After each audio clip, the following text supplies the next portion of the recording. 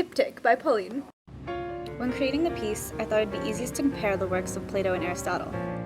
I chose to explore these two characters for simple convenience sake, because we had already had excellent Wikispace background on the pair. As it turns out, while attempting to create a dialogue between Plato and Aristotle, I truly had very little idea of what either of them had to say. However, with my fine-tuned research skills, I learned the complicated differences and similarities of their respective beliefs. For example, both support the idea of art as imitation.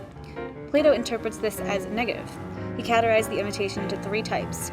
Epistemological is an imitation which at least three removes from the reality or truth of something. Divine forms. Theological is the idea that poets and artists represent the gods in inappropriate ways by way of copies.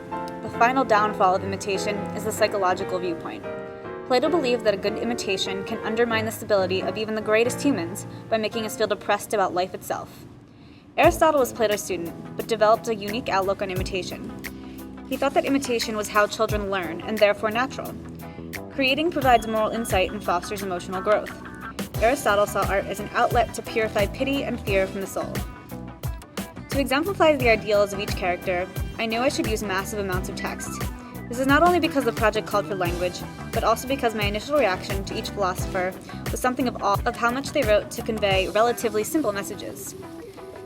We use several different types of material. These include pastels, hot glue, Elmer's glue, acrylic paint, watercolors, markers, and ink.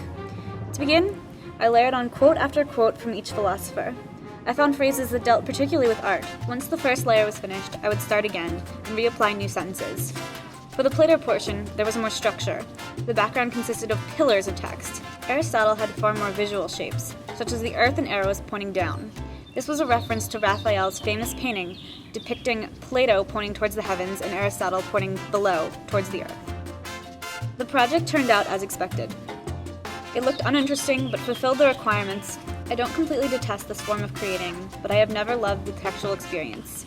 My reaction is sadly one of disinterest. I find images much more satisfying and enjoyable to represent. However, as diptychs go, the pieces were successful and conveyed the statements I was trying to make about Plato and Aristotle. If I were to change an aspect of the Aristotle piece, I would not use the blue paper again. It made the Aristotle side look less professional than the Plato side. I really like the humor Aristotle seems to subtly portray in his quotes. He promotes jokes and enjoyment. I particularly admire him for respecting his teacher and also managing to create his own viewpoint on the art world. I thought the following quote specifically highlighted his dynamic perspective. "It is the mark of an educated man to be able to entertain a thought without accepting it." Aristotle. I find it narrow-minded when people do not evaluate all options and opinions before making a decision about something. Aristotle is sympathetic towards artists, while his mentor condemns them. The dialogue is prominent between the pieces through usage of symbols. The earth and arrows contradict the heavenly form in the Plato piece. The undefined and floating figures in Plato's panel oppose the definite earthly forms of Aristotle. The major sentence highlighted in both relates to imitation.